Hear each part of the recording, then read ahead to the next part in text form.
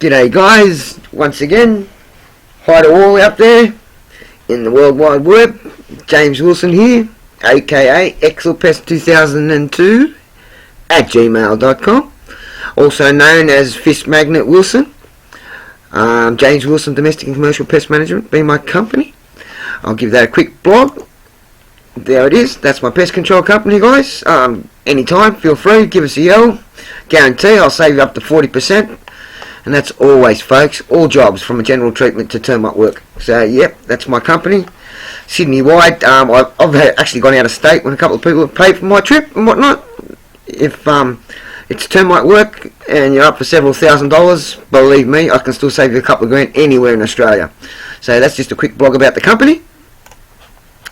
But okay, as I say, this actual clip is about a place called Snapper Rock, and that is on the central coast of New South Wales. It's approximately 150 kilometres north of Sydney, just past the entrance. Along the expressway, hang a right, go out and towards a place called Catherine Hill Bay. And in Catherine Hill Bay itself, there's very little you can buy, folks. Make sure you get stocked up on whatever you want to grab. You are entering a national park out there. The national park is absolutely stunning. I think it's Memorial State Recreation Reserve. Don't hold me to that, folks. It's been a while. But yeah, it's one of the most beautiful places on the planet, and it's my mecca. You are all very, very lucky that I am letting you know about this place. This is the place of the pace. This is the place that makes and breaks good fishermen. It is also one of the most lethal places in Australia. I have to stress that fact. If you're not experienced rock fisherman, do not go fishing here. It will take your life. When I started fishing up there many, many years ago, there were already 14 people dead on the plaque. This plaque has got another side to it. Well, at that plaque, folks, there is now 16 people dead. Actually 17. There were 17 people dead. I've been told there's up to 21 dead up there now. So take heed of the place and treat it with respect. That's the spot. That's the plaque. Now, if you look down there, you can see a life buoy. Right behind that life buoy, there's a little point. See a little point jutting out? That's my little fishing spot. That's my best fishing spot. I'm just letting you all know that's the best spot I have ever found in my entire life. For any type of fish, I've been all over Australia, I've been to New Zealand, and I can tell you now, this spot is the best I've ever found anywhere in the world. When the fish are on here, guys, they are on. Now, when you look down from that spot where I've got the arrow, just in front of that buoy, the water is up to 90 feet deep. That's right, folks, and I can tell you now, the water's that clean, some days you can see the bottom. So when you see something swimming around down there and you've burled up with a block of pilchards, if you can see it, it could be 6 feet long. I've seen kingfish down there bigger than myself, jewfish, same size. All the way along here, along this whole headland, is caves. Remember that, they're caves. Caves are formed by wave action, massive waves. I've seen waves come up over this headland and go halfway up the cliff you can see in the background. Now that cliff is a long way from the water or the sea level that you can see there, folks. So you imagine the wave that has to build to come up over those rocks and go halfway up that cliff face behind you. Now in the photo you're only looking north. Now if just back to the south there's a corner. Around that corner is my little sacred spot. I'm not going to actually show you exactly where, but if you go fishing there you'll spot it. The reason being, the spot around the corner is very, very dangerous. I don't want to show people that spot. They go around there, they'll start hooking a few fish, they'll get keen, they'll get dead. So it's not a spot to be going fishing. If you go around the corner there, don't know what you're doing, you're not going home. This spot here is exactly the same. If you fall in here, folks, whatever you do, don't swim back for the rocks. There's no way to get up for a start. You're going to get bashed onto the rocks, knocked into the caves, and that's the end of you. You have to swim away towards the sea, out towards the horizon. It's the only way. Very hard to do because you'll see sharks and everything swimming up and down along here. So it's a very hard thing to do, but I can assure you, you're dead if you don't. And I think if you end up in the water, you're probably dead anyway. I wouldn't like to be out there swimming around, I assure you. I've been hit by waves here, and I've been hit by green water. And the saying's true, you know, the one that gets you is the one you don't see. Well, it's 100% right. The only couple of times I got carried away fishing, wasn't watching the sea, I got hit. So don't ever take your eyes off the water. And another funny thing, the day I got hit by the biggest wave, it was almost flat. The wave came from nowhere. I didn't see it coming. Now this spot here has a double danger. It's got a double danger, folks. It's got multiple problems. Waves double up out there at sea. The waves actually double up, and when they double up, you've got big problems, because if they double up, you're in a lot of trouble. The waves actually bounce back, and when they come, they actually hit the front of the rock face. Being so deep, they bounce back out to sea. They catch the second wave, and then they actually double up in height and come flying back at you. When that happens, you're in a lot of trouble, because a wave that was just, well, I've seen waves 60 feet, and I'm not kidding, I'm not exaggerating. I've seen 60 feet waves coming in, hitting the rocks and going back out. Well, when that wave hits the second one and doubles up, the wave is now 120 feet high. The wave won't break because the water's so deep, but when it gets to that rock face and touches that cliff, it certainly will. And when it breaks there, it breaks with force, which sends it halfway up the cliff. That's when you're in trouble. That's when it will sweep the whole platform clean and even wash the rocks up on the cliff face there. And it happens, folks. I've seen it happen, and it's terrifying. I've actually fished down here at night with no torches. Nothing, folks. Watching the starlight on the horizon and keeping my eye on the horizon to know when to run. Now, that takes a lot of experience, guys. I do not advise it. I fished this place for 84 days straight just to load up a diary, because I got told by the old guys that fished the area that you got to have a diary to watch the comings and goings of the fish, the seasons, the migrations and stuff, and they were right. I seen fish walking, going past there, greenback tailor, up to 10, 13 pounds, you know, so maximum size tailor, in tens of thousands, if not hundreds of thousands, just heading up the coast. On them days, it was very hard to get them to strike, but once they did start to bite, well, I remember one day we were fishing there, we caught over 100, we'll put them into a rock pool. You can't see the rock pool, it's right in the background there, but there is one there. We put about 100 in the rock pool.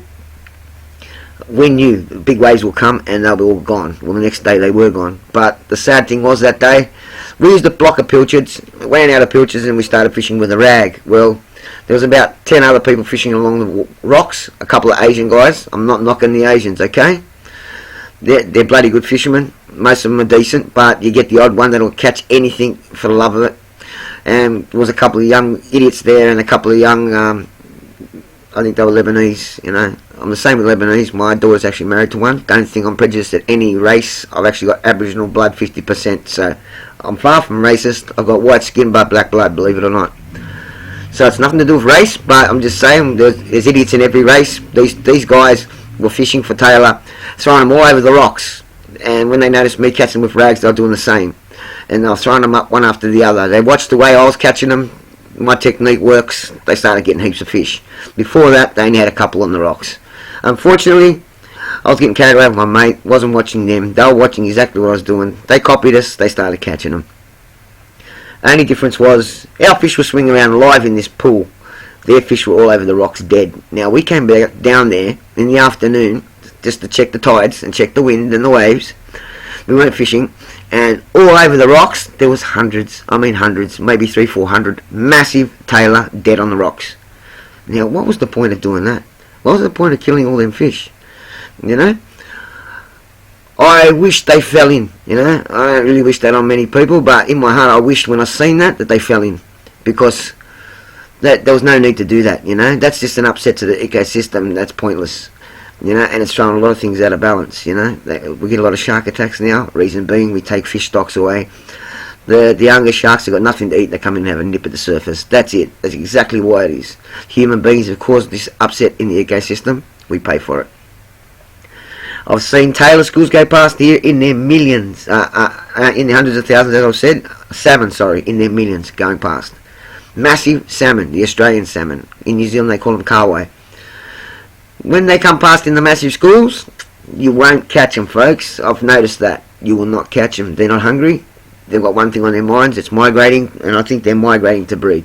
Heading up to the warmer waters up north, getting away from the temperate waters just to have their breeding all sorted out and then you'll get them. If there's stragglers amongst them coming up in little groups, by all means have a go, they will bite. But the majority in the big school, throw your line out and you watch them all swim around it. Whole pilchards, lures, whatever you try, they won't touch it. They're not interested. They've got one thing on their minds. And while they're going past, folks, watch the big shadows and see what's underneath them, beside them, behind them. Sharks. Hundreds and hundreds of sharks. It's all part of the ecosystem, folks. They're following each other up the coast. This spot here, you get to see it all. We always wondered why they called it Snapper Point, and like we started to disbelieve the name. Well, a mate of mine, Greg, was with me one night.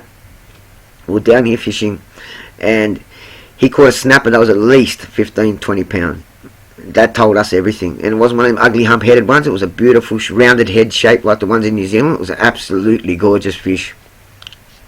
That night, it was a bit iffy. The waves were picking up. We knew we only had limited time to fish. He climbed up around in my secret spot around the corner that I told you about just south of this photo. And halfway up the cliff, there's a cave. He was up in that cave. Now, he sat there with his fish, smirking and smiling. He was happy, done for the night. And he was watching out on the horizon like we did, watching the starlight. Well, the stars vanished from his point. From his vantage point, the stars had vanished. And we hadn't noticed it yet. He didn't even get a chance to yell. All he did was whistle. And in that whistle, we knew in our own heart something was very wrong. You know, we didn't yell out and muck around or play games or you know, make jokes.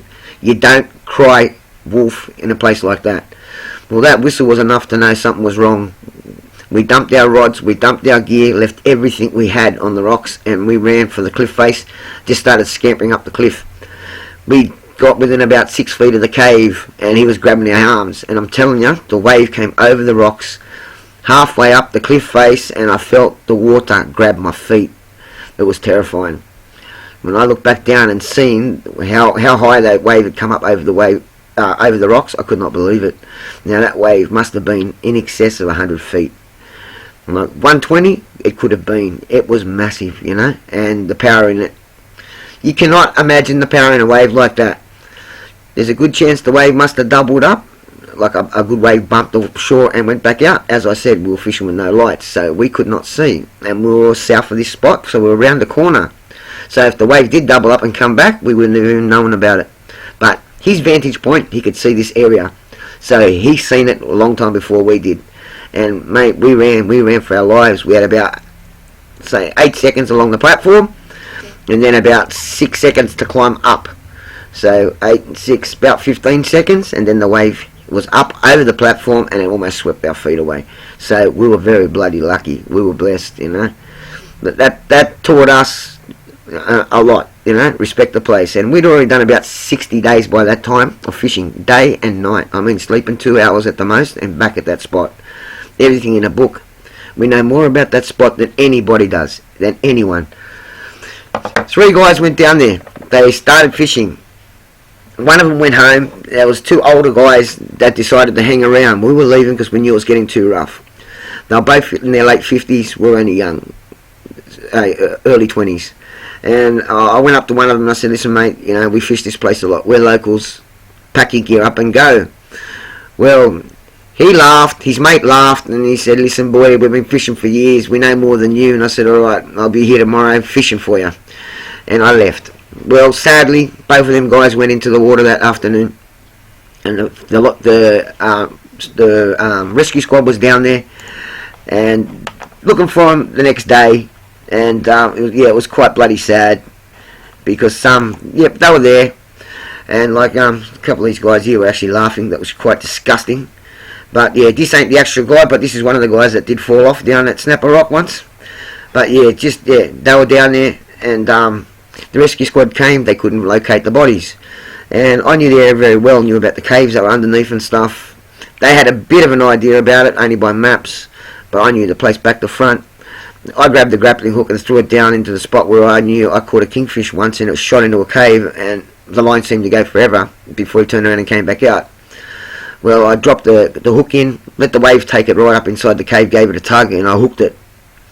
Well, when I pulled it out, I nearly had a heart attack. I'll tell you, it scared the shit out of me. I never wanted to go near the edge of the water and help someone retrieve a body again. The body had been belted around that bad that was unrecognisable as human. It had swelled up, I don't know why, but full of gases or something. It had all swelled up, and it looked like it was as fat as a seal, and it just looked like a big buffed up piece of meat that was covered in bashes, and tattered rags were covering it. You know, unrecognisable as a human being. But that was one of the guys that I told to go home that laughed at me. So the joke was on him, guys. So I can tell you now, when it comes to snapper rock, it's no bloody joke. You know, be very careful up there. A snapper like this are quite common. That's not my mate Greg, but the one he caught was the same type of head, same shape, and a lot bigger than that. But yeah, they're up there, guys. They are there for the taking. You won't get them in the day. You only get them at night, and at night it's very, very dangerous. Make sure you're self-sufficient in safety, rescue and stuff like that. I take my own ropes, always did. I used to tie myself off. There'd be 20, 30 people along there even on a nice day, and I'd be tied off. They'd be laughing at me. I don't give a shit. I knew about the place. I knew how bad and nasty it could get, and I made sure we were safe. Now that spot has a lot of dangers in the area. Now this spot here that I'm showing you now is the next headland across. It's called Waibung Head. It's one's to the south. They say off the point on the southern side is the deepest platform rock fishing you can get anywhere in Australia. I wouldn't be surprised. It is over 100 feet deep straight off the rocks. The water's deep blue. Excuse me. And as you can see by the platform on the left hand side, it's a pretty amazing place to fish. There've been world record class fish caught off here. All the tuna species, longtails, bluefin, southern bluefin, yellowfin, striped tuna, bonito, mackerel tuna, you name it, they've been hooked off here and landed. Even marlin, a couple of sailfish, they've all been landed here. I've actually hooked a sailfish around at Snapper Rock. He peeled my line off in about 6 seconds and I was spooled and he was gone. But I have hooked one. So they're definitely there, guys. Land-based, very difficult to stop a marlin or a sailfish, as any guy that's caught one would know. As I say, respect the area. If you need any more information on Snapper Rock or the area itself, give us a yell. In between this headland and Snapper Rock, there's a massive beach. It's Catherine Hill Bay. The beach itself is quite beautiful. It's good for surfers. It's got some very, very dangerous rips, and it's unpatrolled. Repeat, unpatrolled. Another place where if you're not a strong swimmer, do not enter the water. Now, as you get around the other side, when you're heading north of Catherine Hill Bay and you get around towards Snapper Point, there's another little tiny bay with a beach. Right beside the Snapper Rock blowhole. Just behind it. So it's west of the blowhole, inside the bay. It's deceiving because it looks like it's safe. There's a couple of warning signs there about tidal conditions. Now don't take your family onto that beach. You're not safe. The water can lap around the corner. I mean, go around that corner, come up the beach, end up 6 foot deep and suck you out. There's no way you'll be able to save your family. You're going to lose everybody and you could be 50 yards from the water. Do not, I repeat, do not picnic at the beach behind Snapper Point. Do not picnic anywhere there. This area is for professional fishermen only. If you're not a professional, please do not take my advice about the excellent fishing there. Do not try it. If you're a learner and you want to go down there and nothing's stopping you, guys, well, do what I did. Take plenty of rope with you. Tie yourselves off. Wear some really good footwear, not the cleats and stuff. They're for weed. Make sure you've got some really well gripping footwear. Just nice runners on. Nice rubber runners. Rubber soles. Not synthetics. Rubber soles. A good pair of Converse. A good pair of volleys. They're excellent. You know, they're excellent for the rocks. Absolutely great grip. Anything that's got a good grip on it. I've gone down there in like work boot type things. And I know the area. So I know places where I can use my boots in different spots. And my runners in different spots as well. So I know the area really well. But in general, you're better off with the runners rather than the boots. But you must have grip, and when you're fishing along that headland, you're a long way off the water. You need a cliff gaff to get the fish out. Otherwise, you're wasting your time fishing there. You're going to catch a fish for a lifetime. You're not going to get it out. Anything else you need to go, give us a yell. Please like my video and subscribe. As I said, I'm going to send out many presentations. This actual presentation is brought to you by my app. My app is actually Fish Magnet. Available on the App Store. It's actually an app I designed, I invented and created myself. It cost me many thousands of dollars to get it to market. This app does work, does catch fish, believe it or not. Couple of dollars well spent, considering the money that you lay out on fishing gear these days. It's a bargain, folks. So as I say, this was brought to you by Fish Magnet, available in the Apple App Store. I'm actually bringing out the app this year on Android, so everybody can get it. It'll be only a couple of bucks. This is James Wilson, Express 2002, signing off. God bless you all.